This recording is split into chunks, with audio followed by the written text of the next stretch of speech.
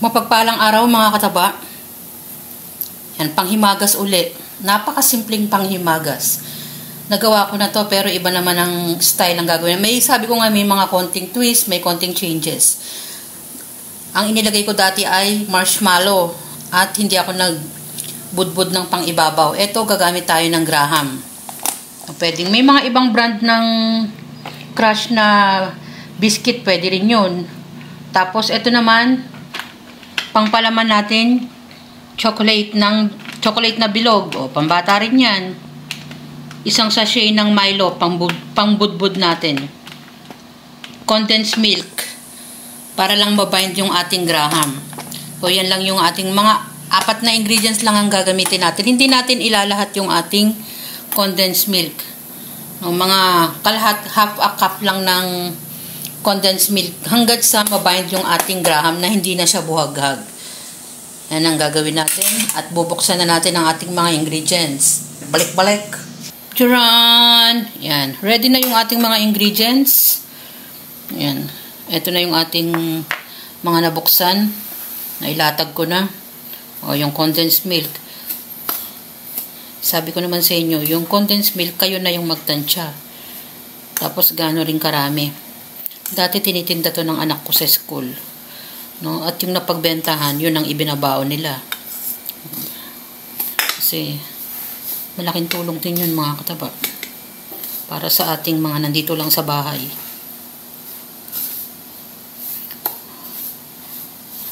Hanggang sa mabind lang yung ating Graham. Yung hindi na siya buhaghag. Yan, balikan nyo ako at makikita natin yung consistency mamaya. Kulang ng gatas. Kaya magdadagdag tayo ng gatas. Kaya matatansya naman natin eh. Ayan. Pag ganyan na yung consistency na parang malagkit na, naghugas ako ng kamay. Tinabi ko muna yung ating Milo dahil nahahanginan. Pwede na tayong mag-roll, magbalot. Yung isang Graham mga kataba, yung isang latang gatas, siguro nagamit ko doon mga kalahating lata.